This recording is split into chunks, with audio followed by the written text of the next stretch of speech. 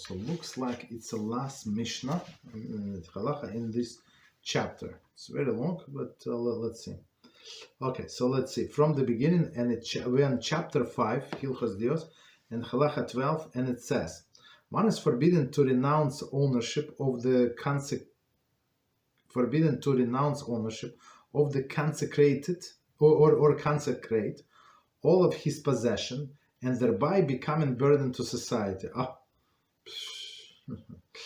One should not sell a field and buy a house, sell a house, buy a chattel, or use money acquired by selling this house for trade. Conversely, he should sell the chattels and buy a field.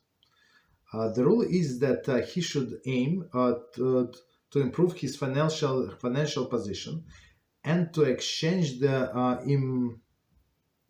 impermanent for permanent. I mean, it's like economic advice, right? How to live your life, how to handle your money. Okay. His intention should be not to enjoy slight momentary pleasure, or to enjoy some slight pleasure, for which he incurred a great loss. Right. Oh, no. Okay, so I thought, no, it's actually separate halacha. Okay, so let's do this. This is all halacha. And we're going to see, BeEzrat HaShem, how practical is it, and how is it applied to us. At least I know that many people who live this life. Okay, so again, one is forbidden to renounce ownership of or consecrate all of his possessions, and thereby become burden to society. So I renounced to ownership. So he decided to be holy, right, by declaring the object hefker. The owner renounced his ownership and gives anyone opportunity to acquire it. Why would somebody do that? I don't know. The person said, "I'm tired from all of this." Right? Let me give it to people or something. Right? Or consecrate. Consecrate meaning to the temple.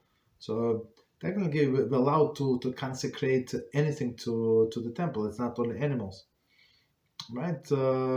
Anything. You have a pillow, as our Gemara says, you have blankets, right? Wherever you have tomatoes, you can consecrate to the temple treasury. The coin is going to come, and evaluate it. If you want to buy, you can buy from the temple treasury. You have to add 1/5. Right, or if they're going to sell to somebody else and then take the money, right, and use it in the temple. So meaning that this consecrated thing is a very big deal. So you are not allowed to mistreat it. Okay, so meaning you're not allowed to make yourself poor. Right, consecrate all commentary. So right, so you're not allowed to make yourself poor and then become a burden to society. But in society where we live, for example, in places where we live, so it's very hard for a middle class to survive. But for example, people who are with low income, they're actually doing not so bad. So they get help from the government with apartments, and the best medical insurance. Maybe not the best, but it everybody accepted. Everybody everything is covered, this and that. So I remember when I was working in my job. So we had the best insurance in the country. That's what we had, and the highest standard. The best. Of course, nobody everybody worked so many hours. We didn't have time to go to the doctors. But if somebody needed, they would pay. I remember my coworker said that he showed me the bill. I haven't seen him for a while. I said, "Well, you're good. You're okay." He said, "Yeah, I had the spine surgery. So this spine they sent me a bill for $4 million. Insurance paid not for millions. They paid like 700,000, but still." That's how good insurance we have. right? But many things my insurance would not cover, right? And people with city insurance, they would cover the same procedure, like the same doctor. It's unbelievable. Or they for me they would pay 50% or like 70%, whatever. If you want this procedure, you have to give extra. But people for free insurance, like I don't know, they would pay completely. It's very interesting, right? But they change, they check your income and this and that. So for some people it would make sense to make themselves poor in some sense, right? To give something over, and that they would gain more, basically, right? If they want to take be on the government programs. It's very interesting. Right, but here is more realistic, right? It's not right to depend. I mean, if you qualify, but we should not put yourself in this position, of course. So again, one is forbidden to renounce the ownership of or consecrate all of his possessions. All commentary. The Bircha Yosef notes in the Hilchos Arachin V'charamin 8:13. The Rambam limits the amount a person should give to charity to 1/5 of his possession, and question why Rambam does not mention this figure here. Right. So in the different place, Rambam said it's 1/5, no more than 20%. Of course, as we learn in our class, laws of tzedakah and maser, if there are special circumstances, right, person life is in danger, of course he can promise or give to tzedakah much more than 20%, right? Or somebody is sick, or or somebody sick, need a surgery, and you want to give tzedakah, for you of course you're allowed to give much more, but it's like exception. Under normal circumstances, like normal person, middle class, or like upper middle class, lower middle class, right? So would not be allowed to give more than 20%, right? But here he said the Rambam does not mention. He said completely. He does. He said should not give all, right? The Birchai Yosef explained the difference between stating that there are times when a wealthy man should give more than 1/5 of his possession to charity, right? I mean, like wealthy person, like if he has a house, he has a car, I don't know, whatever he has, and he continues working. I'm not sure why does he need all this money for what? So I mean, but he of course he continue to accumulate money. So like if he has extra, if you need I don't know, let's say 5% of his monthly income to survive, or 3%, and not survive, live a normal life. So of course he can give more. When he's when he's presented with situation of immediate and extreme need, right? So of course, so meaning one time maybe, right? So of course he's allowed to give more than 20%, right? However, even under such circumstances, the wealthy man should follow the advice of Halachah and not to give to the extent becomes impoverished himself. Meaning, if he has some kind of investments and he lives from investments, so now he should not liquidate all of the investments, right? And give to tzedakah. Okay. So continue. Right, and all of his possession thereby become a burden to society. So a person should not give everything. Otherwise, like it's very good. Maybe he saved someone, or a family, or two families, or whatever he saved, and now we're all obligated to support him. I mean, today it's not so simple as we learned in our class. Laws of tzedakah and maser. Today we're not obligated. Today there's no like a structure as we used to have. Maybe in some community, maybe like in some isolated community where there is still practicing. Maybe I'm not sure. Okay, I'm not sure. But in olden days, like it was like town, Jewish town, right? And it was central, like central place, like one synagogue, right? One synagogue, and like a Gabbai Tzedakah. So he would go. He would have a list of all of the poor people, all of the family, how many people they have in the family, how much they need food. So and for 2 meals during the weeks, and on Shabbos for 3 meals. Right, and they would go like calculate and go and collect money and give them over. But it's in a sense, the town people were responsible to feed all of these poor people who live in their town, right? But today there is not such a case. Nobody's going to collect for you. You want to go collect, and you can go collect for yourself. Right. So I mean, this some people come like not too many. Several people come to our show like on a weekly basis, on different dates, right? And they collect. I'm not sure how much like how many shuls they have to visit to pay even one rent. I'm not sure. A lot, I think. Like it's not so simple. Okay. All right, so should not give everything. So commentary.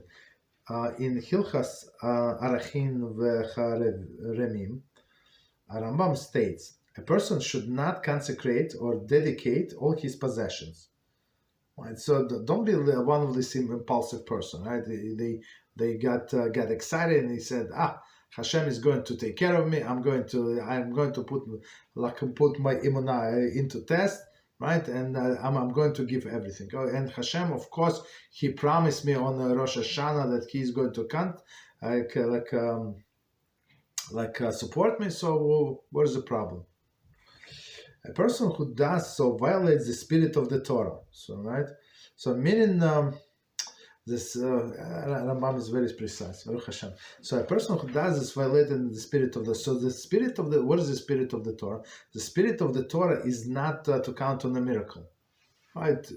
Again, our approach that everything comes from Hashem, but I do whatever I must do. Okay. That's it. Okay. Continue, Holy Rambam. This is not piety. This is foolishness. For behold, he gives up all his money and will require assistance from the others. You understand? This most likely, the way I understand, most likely he did not resolve all of the situations of that poor people to whom, or to cause that he gave all of his money. So now, before that, it was only one poor person or a few families. Now, he gave all of his money to this family. They still being poor. It still needs to support, and now he joined them. Like, who needs it? Right? We were hardly able to feed 2 families. Now 2 families and plus you. Right. So again, this is not piety. This is foolishness. For behold, he gives all his money, and will require assistance from others. Guaranteed. I guarantee it's from me. Sorry. No mercy should be shown to him. Right. I mean, it's very it's not harsh statement. It's like we have in the Mishle, don't have mercy on foolish people, because they brought it up upon themselves. Why he is foolish? Maybe he's not good in math. Maybe he does not know Torah and Halachah. Yeah, that's possible. So go to Rabbi, make yourself a rabbi, and go ask him a question. Rabbi, is it good to consecrate all of the money? Is it good to help this cause? Right? Because they say they cannot raise money for past 5 years. Should I sell my apartment and give them whatever the rest? Okay, Rabbi, normal Rabbi said absolutely not. Right? You need the apartment. You need you need to live somewhere. Okay, but because he did not, because he did not go and consult with the Rabbi, consult with Talmid Chacham. And that's why he's in such a situation. So why should we have a period? So period meaning now we have to support you. Have enough poor people without you, right? No mercy should be shown to him. In reference to the similar situation, our sages declare, those who show foolish piety are among those who bring chaos to the world. Again, so our sages declare those who show foolish piety. So it's not piety, right? It's not. Among those who bring the chaos to the world, meaning that now like everything has to restructure, and we must support him, right? Because he said, "What are you? You're not going to support me? I helped the community so much. I even gave all of my money. Who told you to give all of your money?" So as we learn in Michtav Eliyahu, Rabbi Dessler Zatzal, so some people say that yes, my there is a halachah, right? There is a mitzvah to support your family, right? And it says in our sources, so somebody who supports his wife and kids, so he does mitzvah every hour of his life, every minute. It says in every hour, but let's say even every minute that he's working. But then some people take it to extreme and they work many hours, which is not correct. So Michtav Eliyahu, Rabbi Dessler Zatzal explains, it says that you must support. It says, yeah, you must support your family from what you have, but you're not obligated to kill yourself and to give even more than you can. So you have money, you have to support them. Don't be cheap. But to kill yourself, to have a second job, a third job, is absolutely not. Okay. Continue. Rather, whoever gives away his money should distribute only fifths, and he should follow the prophet's guidelines, as the Psalms 112:5. He manages his finances judiciously. This applies to both regarding matters of the Torah and worldly affairs. Right. So wow. So let's try to understand these lines, because it's precious. Again, rather whoever gives the money should distribute distribute only 1/5. So general rule is, so if you can survive given 1/5, of course, right. So that there is no problem. You can give, and you're going to get blessings for sure, as Vilna Gaon said. Okay, and should follow the prophet's advice, who manage the finances judiciously, meaning this blessing, this money is a blessing. Right? Let's say if a person earn his or her money righteously, right, without stealing nothing, right? So meaning, right, it's clean money. Right, so now you cannot just throw them on the wind, right? So you have to spend them with sechel, with mind. Okay, this applies to both when matters of the Torah and worldly affairs. Right, so even in the matters of the Torah, some say no, we need a safer Torah, right? I don't know. Some community, they ask me if I want to participate in writing the Torah. Say, why do you need to write the Torah? I think you have enough. Say, yeah, but we want one more.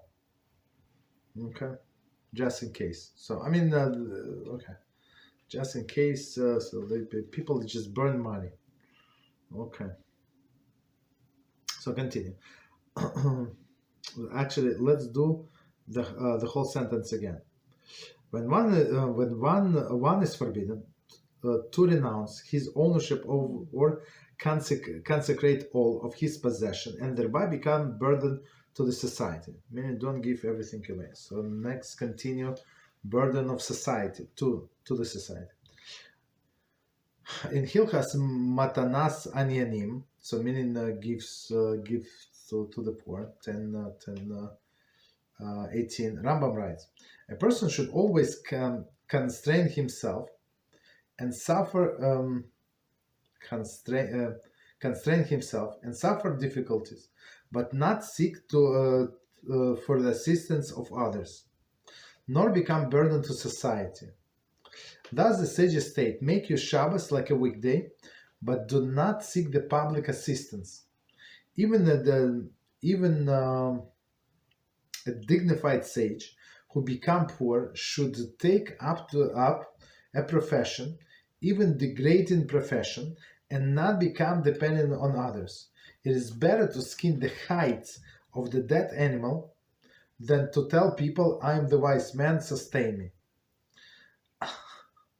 Our great sages were wood choppers, porters, drawers of the water, and did not ask for assistance from the public, and refused to accept it when offering to them. Okay, so let's see from the beginning. As you understand, today's um, most people do not live like that. Let's put it this way. Okay. So, and many people go against Rambam in this one. So again, a person should always constrain himself to and suffer difficulties, but not seek for assistance from others, nor become burden to society. Meaning, right, eat less, sleep like less, live in moderate conditions, but don't ask other people for money. So don't be a burden to the society. Yeah, okay. Does the sages say make your Shabbos like a weekday? And it's actually, it says a Shulchan Aruch in Kisur Shulchan Aruch as well. I think we covered it. On one hand, in one place, it's Hashem said, buy wine, candles, so like buy good food on my account, right? Meaning that Hashem is going to pay for your expenses. And it says clearly, right, that the budget of the person is decided on Rosh Hashanah, from Rosh Hashanah to Rosh Hashanah, except what? Except what you're going to spend on Shabbos, Yom Tov, and a children education. Okay, so that's what it says clearly. So meaning if a person is going to spend more on Shabbos or on Yom Tov, they're going to get reimbursed. And some people live exactly like this, right? But it's only if you have emunah, right? That is going to happen. It's one place it says, so meaning Hashem said, borrow on my account, under my name, I'm going to repay. And another place it says exactly like it says here. It's better be like very have very simple Shabbos. They say buy yourself something different. One dish that you don't have during the week. Buy small fish. So usually you don't eat fish, but if you go like on a fish market, like if you they have a small fish, does not cost much. Maybe even they give you for free even. You understand? Because they don't make much money and not enough food in there, like to make money, right? So it says okay, buy small fish, one or two. So already your Shabbos table would be different from the weekday.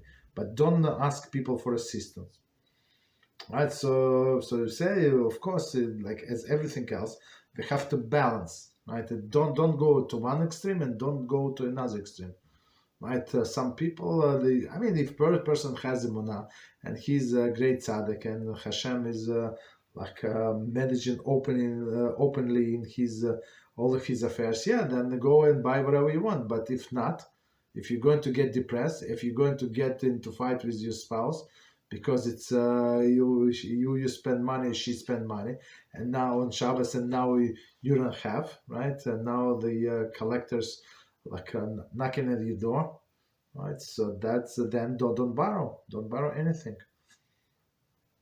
Okay, so meaning right.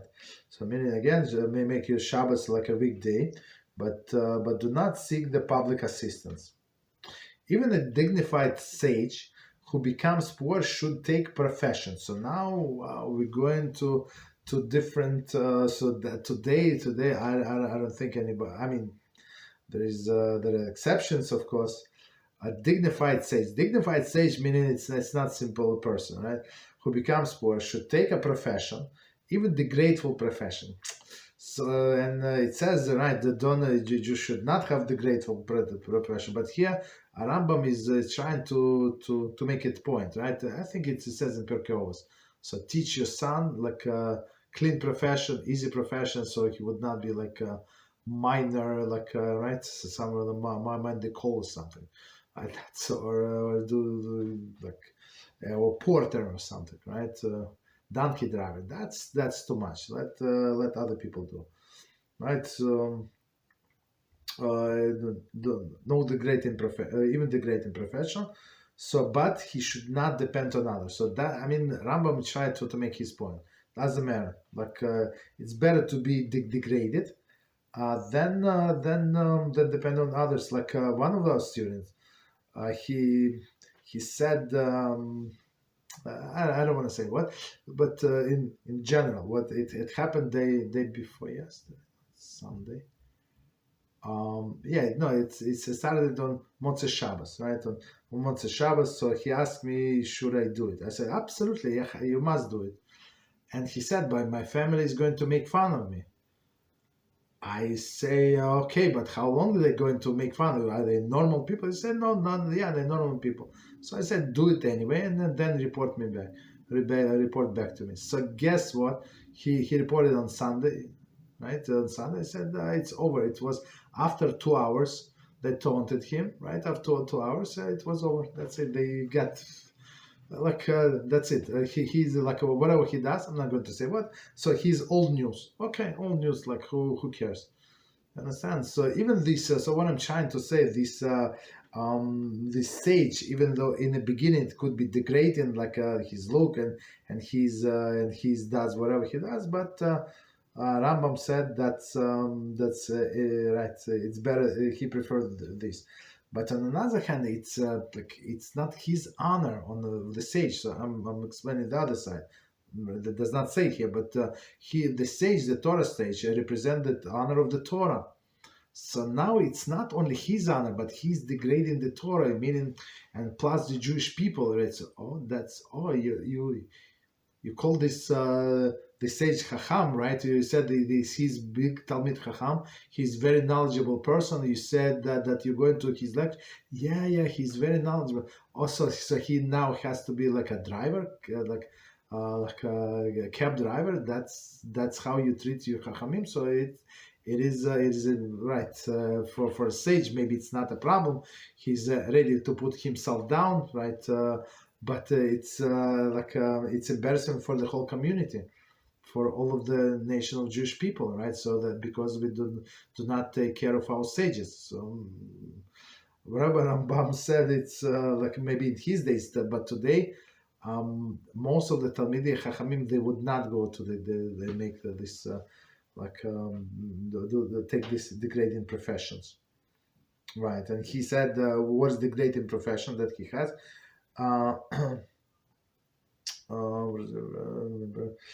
Better to skin the hides. So the way I understand, I'm not an expert, but it's the animal like, it's very smelly, right? And you usually do it outside, right? And everybody see like you hold the door. It's look today they have this rubber like suits like pants and what is it? The top like would not get your clothing dirty. But in olden days, like everybody was like all splashed with blood, with all the guts from this animal. So and plus the gloves. Like today, you have gloves, these rubber gloves, like very thick ones. So no problem. But in olden days, did not have all of this. So meaning this person would smell bad from all of this, right? I mean, especially the sage, right? It's better to do this, Rambam said, than say to people, I am a wise man, sustain me. But today, as I said, it's not so simple. It's even in his days was not simple, but it's honor of the Torah, so it's obligation on all of us to support this Talmidei Chachamim, right? So meaning in general, there is no personal, let's put it this way, there is no personal obligation. In some things we have communal obligation, and in some things we have a personal obligation. Like what would be example? Maybe construction of the Beis Hamikdash, right? So is obligation on a nation not obligation on the individual person. Okay, continue. Our greatest sages were wood choppers. So if you look at the Talmud, wood choppers, right? Porters. Porter is the one who carries heavy stuff, right? Drawers of the water, right? In all the days. So especially in Europe, right? Sometimes they would have these what is it, wells. Sometimes don't, or even if they had wells and somebody would come bring the clean and fresh water next to your door, you give him few pennies, right? For you, was worth it, right? But for him, like he makes penny on penny. You understand? They were very poor people and worked very hard, very hard to make their living as drawers of the water, right? And they did not ask for assistance from the public and refused to accept it when offered. So, right, you see, one thing is not to ask, but another thing if they offer you to refuse it. Right, so that's very interesting. So continue. And now economic advice. He should not sell his a field and buy a house. Right, before we continue. Right, so let's see. Should not buy a field is something that continue giving. Right, continue giving, continue. So meaning it's your way of parnosa. Buy a house. It's a house. I mean, if you have multiple rooms, like multiple family house that you can rent half of the house and live in another house, yeah, it is investment. Right, 47. And it says that there is fixed asset, which also generates income. Right, so field, fixed asset, which also generates income. So I mean, asset, meaning you can sell it at any time. And buy a house, which though a fixed asset, does not generate income unless it is a bigger house and you can rent it. Right. Buy a house, okay. So meaning you don't sell field and buy a house. Okay. Sell a house and buy it chattel. Sell a house, commentary, a fixed asset, right? Which can be destroyed. Chattel that can be destroyed. Okay. Or use money acquired by selling the house for a trade. So meaning the person sold his house. Now I'm not sure where he's going to live, right? And bought himself a business. Rather, that money should be invested in another lasting value. So business. I mean, maybe the person bought some tools or something, right? So when the commentary say, rather the money should be invested in another asset of lasting value. So a house is a lasting value. I mean, it's like, of course, there is, like, in some areas it's going down in value, in a bad neighborhood or something, but in a good area it's like continue rising. Right, continue rising.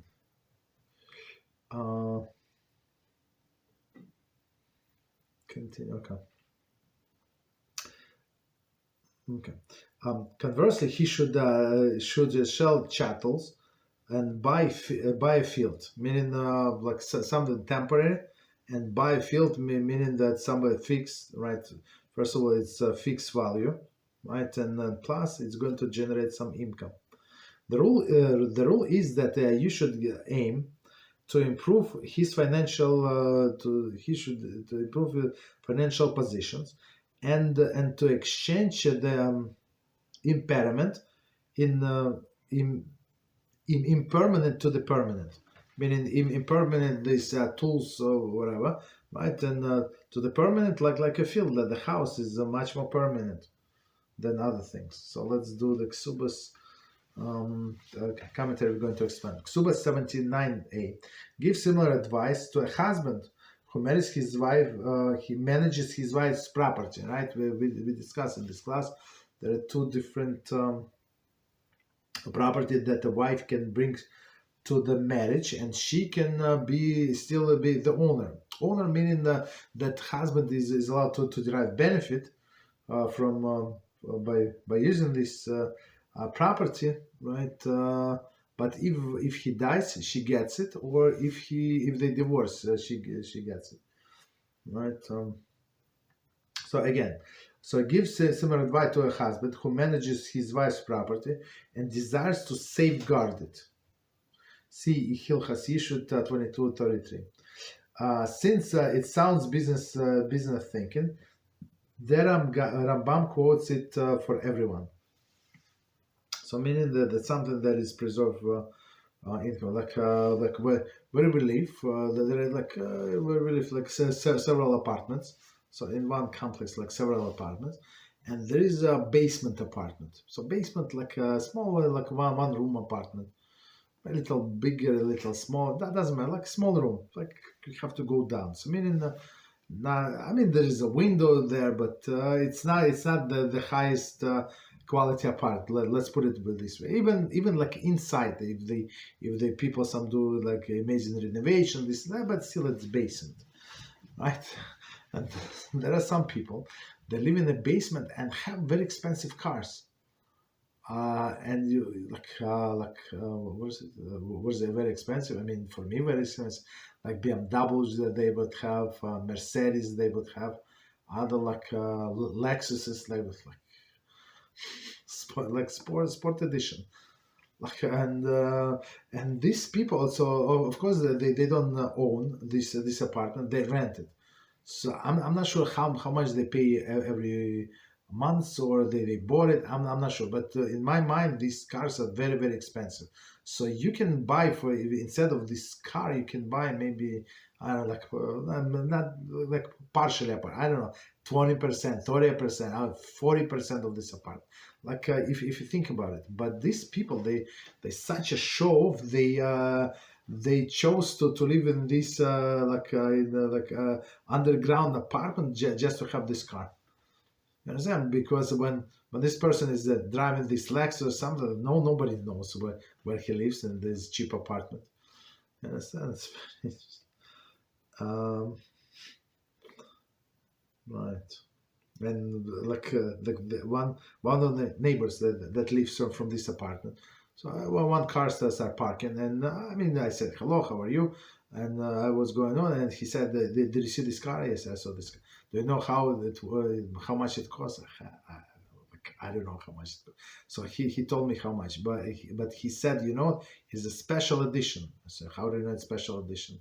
He said because of this letter on the wheels and this and that, so you can customize this. And like you normal, the guy lives in a basement apartment, like and he knows everything about cars. He goes check what other people have.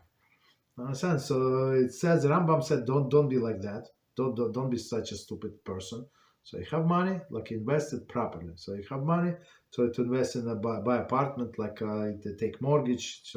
Try to pay off, right? That's what you should do, right? But don't live in a basement and have this expensive car. So because why this car is like chattel, is always depreciates. Like I think once you take it out of dealer shop, it goes down in the value a lot.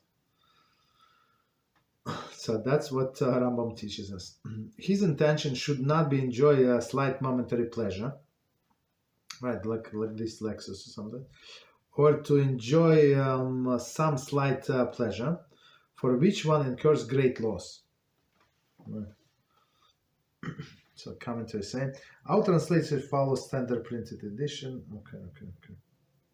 All right. So I mean, right. So we got it. So it's like grammar. Again, his intention should not be enjoy the slight momentary pleasure, right? Or to enjoy some slight pleasure, for which one he incurs the loss. Meaning we have to invest smartly. We can see that have a priority in our life. Okay, so time is up. Perfect timing. So we stop here and continue next time with the next Halachah.